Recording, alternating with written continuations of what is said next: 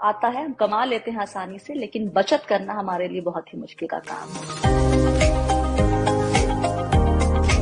मोदी सरकार के इस कार्यकाल का आखिरी बजट आ गया। साल 2024 जो है वो लोकसभा चुनाव का साल है। उम्मीद थी टैक्स पेयर्स को, खासकर नौकरी पेशा मिडिल क्लास को, कि अब तो उनके लिए कुछ किया जाएगा, लेकिन हमें क्या मिला?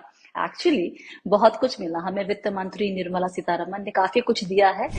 पहली चीज, अभी तक जिनकी कमाई 5 लाख तक की थी उन्हें टैक्स नहीं देना पड़ रहा था, दोनों ही टैक्स रिजीम में। सेक्शन 87A के मुताबिक अगर टैक्स पेयर की कमाई 5 लाख तक है तो टैक्स पेयर 12,500 रुपए तक का टैक्स रिबेट उसको मिलता है।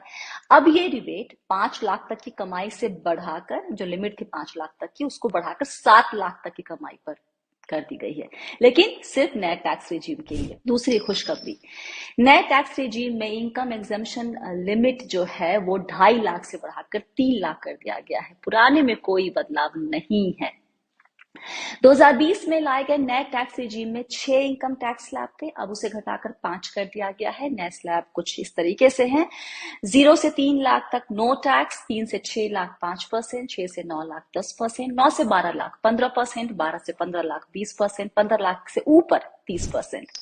आज की घोषणा के बाद जिनकी सालाना कमाई 9 लाख है उन्हें कमाई का 5% यानी 45,000 रुपए टैक्स के तौर पर ही देना होगा। अभी तक उन्हें 60,000 देना पड़ता है।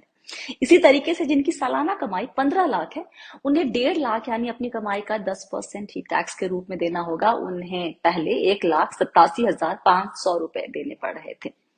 नए टैक्स रिजीम में एक और खुशखबरी, स्टैंडर्ड डिडक्शन भी वहां शामिल कर दिया गया है। सैलरीड लोग जिनकी कमाई 15.5 लाख या उससे ऊपर है उन्हें 52,500 का स्टैंडर्ड डिडक्शन मिलेगा। अभी तक पुराने टैक्स रिजीम में स्टैंडर्ड डिडक्शन मिलता है 50,000 का।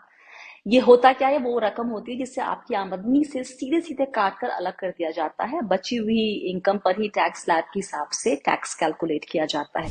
नए टैक्स रेजिम में हाईएस्ट सरचार्ज रेट 37% से घटाकर 25% कर दिया गया है। इसका फायदा होगा हाई नेटवर्थ इंडिविजुअल्स को।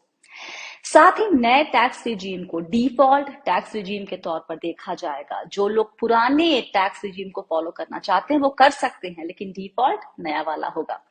एक और बात कही है वित्त मंत्री ने कि सरकारी कर्मचारियों के लिए लीव इनकैशमेंट लिमिट को 3 लाख से बढ़ाकर 25 लाख कर दिया गया है, जो बहुत लंबे समय से बदलाव करना इसमें बनता था। फाइनली आज इसकी घोषणा की गई। क्या नहीं किया गया? पुराने टैक्स रेजिम में कोई बदलाव नहीं, एटीसी की लिमिट में कोई बढ़ोतरी नहीं, कैपिटल गेन्स टैक्स में हमें लगा था कुछ चेंजेस होंगे, कुछ घटेगा, नहीं, वहां पर भी कोई बदलाव नहीं। और आज जो चेंजेस या जो घोषणाएं की गई हैं न्यू टैक्स रेजिम को लेकर, वो सब इस डायरेक्शन में इशारा कर रही हैं कि नया रहेगा, पुराना धीरे धीरे फेज आउट कर दिया जाएगा। इसका इम्प्लीकेशन क्या होगा? जो एटीसी के तहत छूट है वो नहीं मिलती है।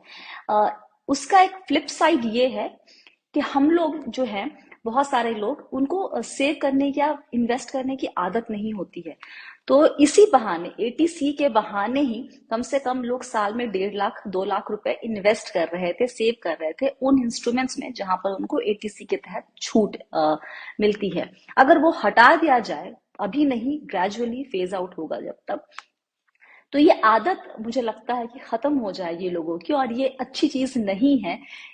तो ये थी आज की कुछ घोषणाएं जो हमारे काम की थी, जिसका असर सीधे आपके पॉकेट पर होता है। अगर आप मुझसे पूछे कि आप कैसे रेट करेंगे इसको, तो मैं इसको 10 में से 7 नंबर तो जरूर दूंगी, क्योंकि बहुत दिनों के बाद सैलरीड क्लास, मिडिल क्लास के लिए कुछ किया गया है, कुछ अनाउंसमेंट्स हुई हैं जो सुनने में और एक्सपीरियंस करने में काफी अच्छा लग रहा